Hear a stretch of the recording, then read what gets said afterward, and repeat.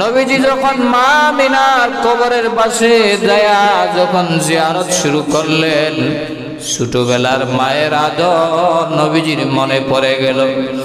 সাহাবায়ে কেরাম তাকায় দেখে নবীজি জর্জর করে চোখ মোবারক থেকে পানিগুলা ছেড়ে দেয়, আর নবীজি কাঁদতে কাঁদতে দাড়ি পর্যন্ত ভিজায় দিয়েছে। সাহাবায়ে কেরাম প্রশ্ন করেন, ইয়া রাসূলুল্লাহ, আপনি কাঁদলেন কেন?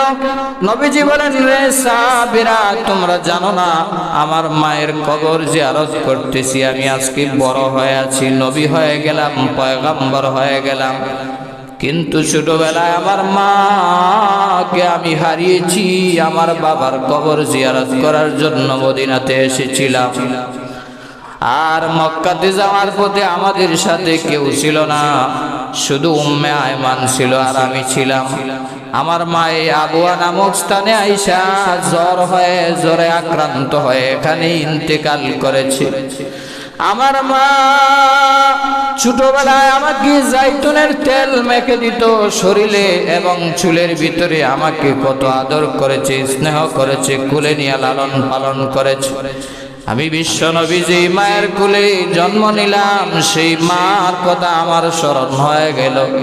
এই জন্য আমার চোখের পানি ধরে রাখতে পারে নাই। জানুনি রে সাহাবীরা, যেই দিন আমার মা ইন্তেকাল করে সেই দিন আমাদের সাথে কেউ ছিল না, কোনো মানুষ ছিল না, শুধু উম্মে আয়মান ছিল আর আমি। মক্কাতে যাওয়ার পথে মা যখন এখানে ইন্তেকাল করে, আমি ছোট্ট ছোট্ট কচি কচি আঙ্গুল দিয়া 6 বছরের বাচ্চা নিজের মাকে এইভাবে মরুভূমির বালুর মধ্যে নিজের মাকে কবরস্থ করেছিলাম। উম্মে আয়মান আমার সাথে সহযোগিতা করেছিল। এই স্মৃতিটা আমি নবীজির আজকে চৌকের ভিতরে ভাসতেছে। এই জন্য আমি নবীজি কাঁদতেছি আমার মা আমেনার জন্যে। আমার বানার ভাইয়েরা, নবীজি আরো বলেন, রে সাহাবীরা, খবরদার তোমরা কাঁদবা না। আমি একাই আমার মায়ের জন্য আজকে কাঁদবো, আল্লাহর দরবারে আমার মায়ের জন্য আবদার করব। এই জন্য কলিজার টুকরা যুবক ভাইয়েরা, ও পর্দার অন্তরালের মা, ভালো করে দিলের কান লাগায়া কথাগুলা শুনবারে বাবা। মাকে কখনো কষ্ট দিও না, বাবাকে কখনো কষ্ট দিও না, জীবন বরবাদ হয়ে যাবে। রাহমাতুল আলামিন, দু জাহানের বাদশা নবী মুহাম্মদুর রাসূলুল্লাহ সাল্লাল্লাহু আলাইহি ওয়াসাল্লাম দুনিয়াতে এসেছেন যখন বাবা এর আগেই মৃত্যুবরণ করেছেন। বাবা ওনার জন্মের 6 মাস আগেই মৃত্যুবরণ করেছেন। আমার বানারা ভাইয়েরা, ওনার মা দুনিয়াতে আসার পরে 4 থেকে 6 বছর বয়সেই মাও দুনিয়া থেকে ইন্তেকাল করেছেন। হাদিস শরীফের ভিতরে এসেছে, রাসূল করিম সাল্লাল্লাহু আলাইহি ওয়াসাল্লাম যখন হুদাইবিয়ার সন্ধির সময় উমরা করতে আসলেন মক্কাতে, প্রায় 1400 সাহাবী নবীজির সাথে ছিল। নবী সাল্লাল্লাহু আলাইহি ওয়াসাল্লাম মদিনা থেকে আসার পথে আবওয়া নামক স্থানে মা আমিনার কবরের পাশে যখন দাঁড়াইলেন, ছোট্ট একটা টিলা আছে, টিলা, ওই টিলার কাছে আসার পরে সাহাবীদেরকে ডাক দেয়া বলেন, রে সাহাবীরা, তোমরা আমার মায়ের কবর জিয়ারত করবা।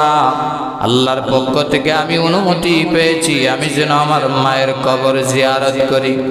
মদিনা থেকে মক্কায় আসার পথে আবওয়া নামক স্থানে 1400 সাহাবী নিয়া নবীজি নিজের মায়ের কবর জিয়ারত করলেন।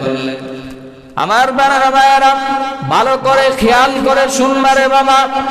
নবীজি যখন মা আমিনার কবরের পাশে যায়া যখন জিয়ারত শুরু করলেন, ছোটবেলার মায়ের আদর নবীজির মনে পড়ে গেল। সাহাবায়ে কেরাম তাকায় দেখে নবীজি জর্জর করে চোখ মোবারক থেকে পানিগুলা ছেড়ে দেয়, আর নবীজি কাঁদতে কাঁদতে দাড়ি পর্যন্ত ভিজায় দিয়েছে। সাহাবায়ে কেরাম প্রশ্ন করেন, ইয়া রাসূলুল্লাহ, আপনি কাঁদলেন কেন? নবীজি বলেন, রে সাহাবীরা, তোমরা জানো না আমার মায়ের কবর জিয়ারত করতেছি। আমি আজকে বড় হয়ে আছি, নবী হয়ে গেলাম, পয়গম্বর হয়ে গেলাম, কিন্তু ছোটবেলায় আমার মাকে আমি হারিয়েছি। আমার বাবার কবর জিয়ারত করার জন্য মদিনাতে এসেছিলাম। আর মক্কাতে যাওয়ার পথে আমাদের সাথে কেউ ছিল না, শুধু উম্মে আয়মান ছিল আর আমি ছিলাম। আমার মা এই আবুয়া নামক স্থানে আইসা জ্বরে আক্রান্ত হয়ে এখানে ইন্তেকাল করেছে। আমার মা ছোটবেলায় আমাকে জাইতুনের তেল মেখে দিত শরীরে এবং চুলের ভিতরে, আমাকে কত আদর করেছে, স্নেহ করেছে, কুলে নিয়ে লালন পালন করেছে। আমি বিশ্ব নবী যেই মায়ের কুলে জন্ম নিলাম, সেই মার কথা আমার স্মরণ হয়ে গেল। এই জন্য আমার চোখের পানি ধরে রাখতে পারে নাই। জানুনির সাহাবীরা, যেই দিন আমার মা ইন্তেকাল করে সেই দিন আমাদের সাথে কেউ ছিল না, কোনো মানুষ ছিল না, শুধু উম্মে আয়মান ছিল আর আমি। মক্কাতে যাওয়ার পথে মা যখন এখানে ইন্তেকাল করে, আমি ছোট্ট ছোট্ট কচি কচি আঙ্গুল দিয়া 6 বছরের বাচ্চা নিজের মাকে এইভাবে মরুভূমির বালুর মধ্যে নিজের মাকে কবরস্থ করেছিলাম। উম্মে আয়মান আমার সাথে সহযোগিতা করেছিল। এই স্মৃতিটা আমি নবীজির আজকে চৌকের ভিতরে ভাসতেছে। এই জন্য আমি নবীজি কাঁদতেছি আমার মা আমেনার জন্যে। আমার বানার ভাইয়েরা, নবীজি আরো বলেন, রে সাহাবীরা, খবরদার তোমরা কাঁদবা না, আমি একাই আমার মায়ের জন্য আজকে কাঁদবো, আল্লাহর দরবারে আমার মায়ের জন্য আবদার করব। এই জন্য কলিজার টুকরা যুবক ভাইয়েরা, ও পর্দার অন্তরালের মা, ভালো করে দিলের কান লাগায়া কথাগুলা শুনবারে বাবা। মাকে কখনো কষ্ট দিও না, বাবাকে কখনো কষ্ট দিও না, জীবন বরবাদ হয়ে যাবে। আরে আমি আর আপনি কত বড় মৌলবী, কয় নাম্বারের মাওলানা, পৃথিবী বাংলাদেশের ভিতরে নয়, শুধু পৃথিবীর বিখ্যাত একজন আল্লাহর বুজুর্গ, একজন ওলি, মক্কাতুল মুকাররমা হারামাইন শরীফাইন, মক্কা শরীফের ইমাম, যিনি হেড ইমাম আব্দুর রহমান সুদাইসি হাফিজাহুল্লাহ। আমার বানারা ভাইয়েরা, গত রমজানে সাংবাদিক ওনাকে প্রশ্ন করল, ও মক্কার প্রধান ইমাম, আপনি যে এত বড় ইমাম হইলেন, প্রায় 36 বছর হয়ে গেল মক্কাতে আপনি ইমামতির দায়িত্ব পালন করতেছেন, রমজান মাস আসলে হাবিজ সাহেবদেরকে আপনারা কত হাদিয়া দেন? 20 থেকে 50,000, 1 লাখ টাকা। আরে মিয়া, আপনারা কি জানেন আরবের লোকেরা ব্র্যান্ডের গাড়ির চাবি নিয়ে দাঁড়ায় থাকে আব্দুর রহমান সুদাইসির জন্য? হুজুর নেন, আমার গাড়ির চাবিটা নেন, আমার গাড়ি আপনাকে গিফট করলাম, উপহার করলাম। এরকম হাজারো গাড়ির সিরিয়াল থাকে রমজানের শবে কদরের রজনীতে। রে কলিজার টুকরা যুবক ভাইয়েরা, ওই আব্দুর রহমান সুদাইস বলে, রে সাংবাদিক ভাইয়েরা, আমি কয়টা গাড়ি নিব, কয়টা গাড়ি নেওয়ার মতো আমার এবিলিটি আছে। আমার পিছনে গাড়ি, ব্র্যান্ডের গাড়ির সিরিয়াল থাকে, এটা আমার কোনো ক্রেডিট না, এটা আমার মায়ের দোয়া, এটা আমার মায়ের দোয়া। জোরে বলেন সুবহানাল্লাহ। আমার বানার ভাইয়েরা, সাংবাদিক আরো প্রশ্ন করে, ও মক্কার ইমাম আব্দুর রহমান সুদাইস, তোমার মায়ের দোয়া এটা কিভাবে?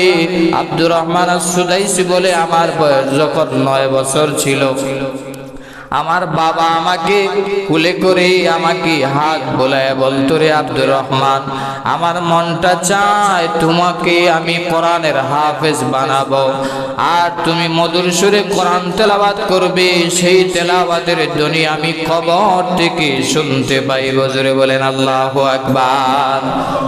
কিন্তু ঘটনাক্রমে কয়েকদিন পরে আমার বাবা ইন্তেকাল করেছেন।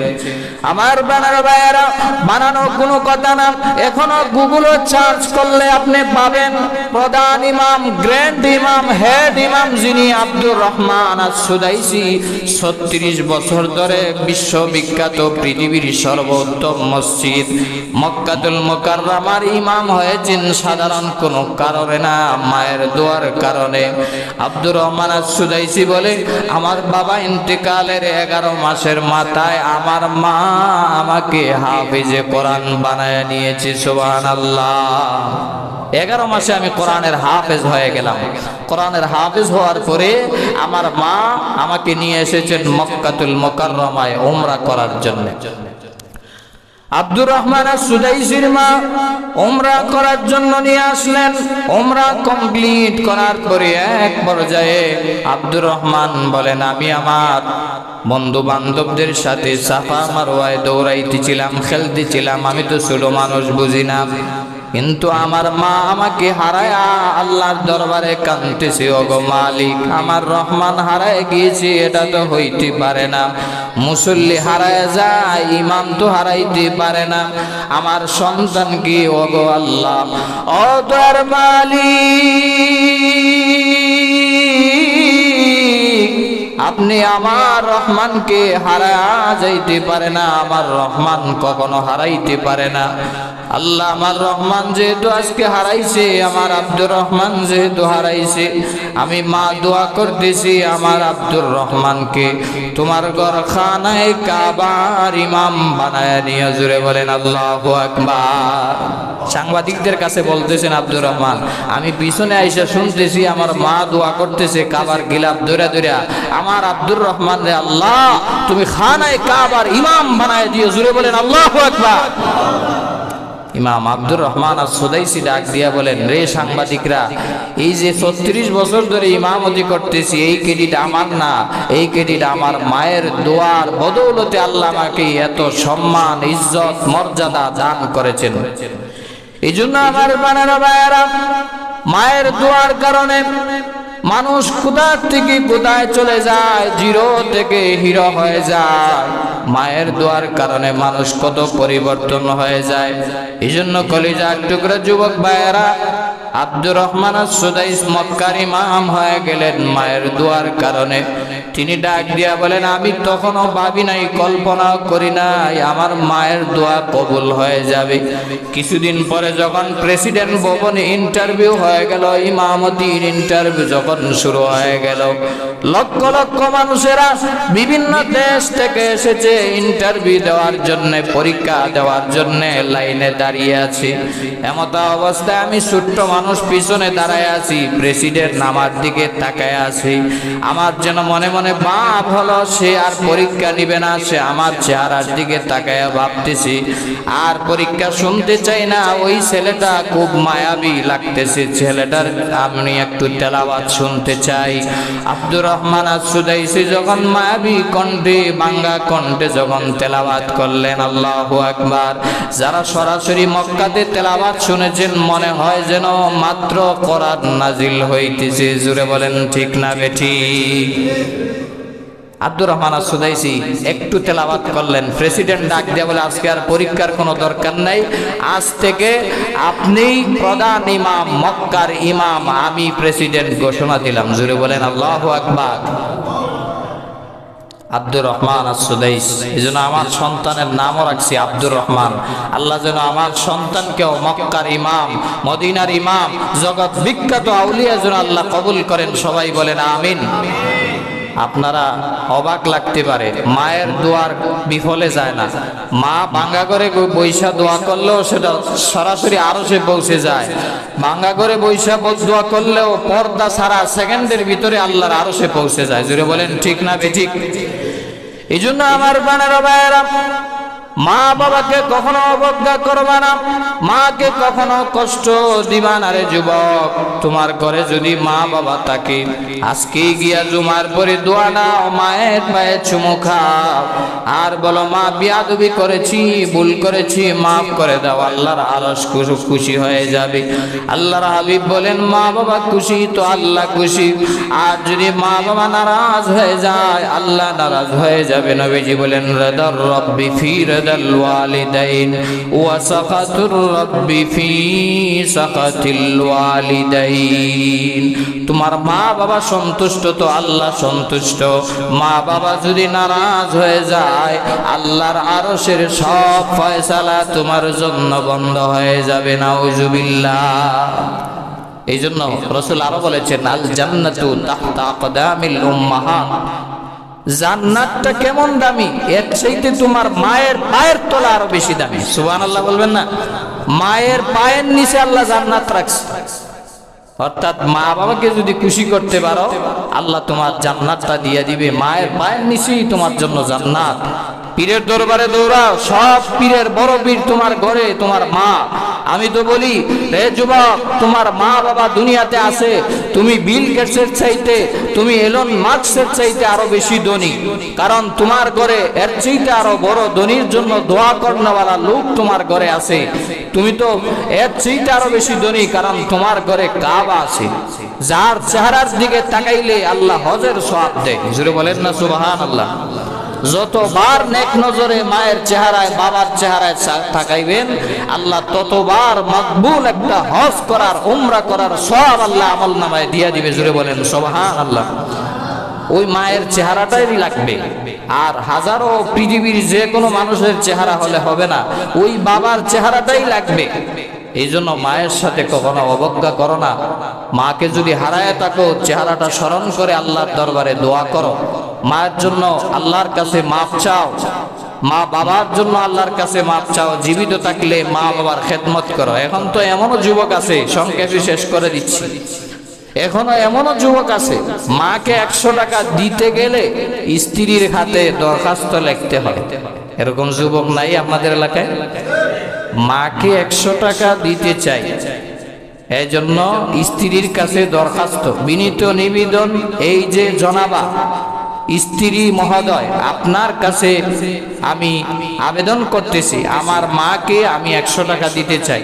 আপনি যদি অনুমতি দিয়ে বাধ্য থাকেন, ইতি আপনার শান। নাউজুবিল্লাহ বলবেন না? মারে 100 টাকা দিবে, সেটা স্ত্রীর কাছে আরো 10 বার অর্ডার নেয়, অনুমতি নেয়। এরকম নাফরমান, নালায়েক, বাটপার সন্তান আছে না নাই? আওয়াজ করে বলেন, আছে না নাই? হতভাগা, দুর্ভাগা, কপাল পোড়া তোমার চাইতে আর কেউ নাই। জোরে বলেন ঠিক না বেঠিক? অথচ তোমার মা তোমাকে লালন পালন করেছে, কষ্টের পর কষ্ট সহ্য করেছে। আজকে হোটেল রেস্টুরায় গেলে পরে, 5 স্টার হোটেলে গেলে পরে, সিলেটে একটা আছে গ্র্যান্ড সুলতান, ঢাকাতে আছে মিরপুর ফ্লাইওভারে ওঠার আগেই 5 স্টার হোটেল, অথবা সোনারগাঁ হোটেলে যাওয়ার পরে আপনি সাধারণ মেসিয়ারকে খাবার দাবারের পরে ছকছকা 1000 টাকা নোট দিয়ে দেন। কারণ 100 টাকার নোট দিলে আমার একটা প্রেস্টিজের লস হবে। ঠিক না বেঠিক? মাকে কয়বার 100 টাকার নোট দেওয়ার পিছনে আপনার অন্তর কাঁপে, দিল কাঁপে। অথচ মায়ের খেদমত করার জন্য ওয়াইস কুরুনি রহমতুল্লাহি আলাইহি সাহাবিয়তকে ত্যাগ করেছেন। মায়ের খেদমত করার কারণে উনি সাহাবী হইতে পারে নাই, সাহাবীকে ত্যাগ, গোটা সাহাবিয়তকে ত্যাগ করেছেন মার খেদমত করার কারণে। আর তুমি আজকে 100 টাকা দিতে পারো না, 500 টাকা দিতে পারো না, 10 বার স্ত্রীর কাছে অনুমতি চাও। তোমার মতো হতভাগা, কপাল পোড়া সন্তান দুনিয়াতে আসমানের নিচে জমিনের উপরে আর হইতে পারে না। আওয়াজ করে বলেন ঠিক না বেঠিক? 100 টাকা 500 টাকার কসকসে নোটটা মেসিয়ারের কাছে দিয়া দেয়, অথচ মেসিয়ার তোমাকে তো আদর করেও খাওয়ায় নাই, তোমাকে তো খাবার তুলেও দেয় নাই, তোমাকে তো আকাশের পূর্ণিমার চাঁদ দেখা যায় বইলাও খাওয়ায় নাই। তোমাকে মেসিয়ার তখনই খাওয়ায়, তোমার স্ত্রী তোমাকে তখনই খাওয়ায় যখন তোমার পায়ের নিচে থাকে বুট, আর তোমার শরীরে থাকে কুট, তোমার পকেটে যখন থাকে নোট, তখনই তোমার স্ত্রী তোমাকে খাওয়ায়। আর তোমার মা তোমাকে যখন খাওয়ায়, তোমার পায়ের মধ্যে বুটও নাই, শরীরে খুঁটও নাই, আর পকেটে নোটও নাই। শরীরে খুঁট থাকবে দূরের কথা, জামাই নাই, পায়ের মধ্যে বুট থাকবে দূরের কথা, তুমি পা দিয়ে তো তখন হাঁটতেই পারো না, তখন তোমার মা খাওয়াইতো। হুজুর বলেন ঠিক না বেঠিক? আর সেই মাকে তুমি খেদমত করতে গেলে কত অজুহাত। হুজুর আমার মা তো বেশি কথা বলে, হুজুর আমার মা তো অসুস্থ হয়ে যায়, আর আমি কেন প্যারাসিটামল, আমি কেন নাফা, আমি কেন ওষুধ করব? আর কি ভাই নাই, আর কি বোন নাই? এরকম অজুহাত আছে না নাই? হায় রে কপাল করা সন্তান, অথচ 10টা সন্তান 8টা সন্তান একা মা কষ্ট করে লালন পালন করেছে। আজ 10টা সন্তান 5টা সন্তান হওয়ার পরেও বাবাকে আলাদা করে, মাকে আলাদা করে, স্ত্রীর কথায় মা বাবাকে আলাদা কইরা একজনে দুপুরে, আরেকজনে রাত্রে, একজনে ভাত, আরেকজনে তরকারি, আরেকজনে নাফা, আরেকজনে হিস্টার চিন। আপনাদের এলাকাতে নাই, অন্য এলাকাতে এরকম আলাদা করে না? এজন্য কথাগুলা মিলাই নেবেন যুবক ভাইয়েরা। মা বাবার সাথে কখনো খারাপ আচরণ করবা না। আল্লাহ রাব্বুল আলামিন আমাদের সবাইকে মা বাবার সাথে সৎ আচরণ করার আল্লাহ যেন তৌফিক দান করেন। ওয়া আখিরি দাওয়ানা আনিল হামদুলিল্লাহ।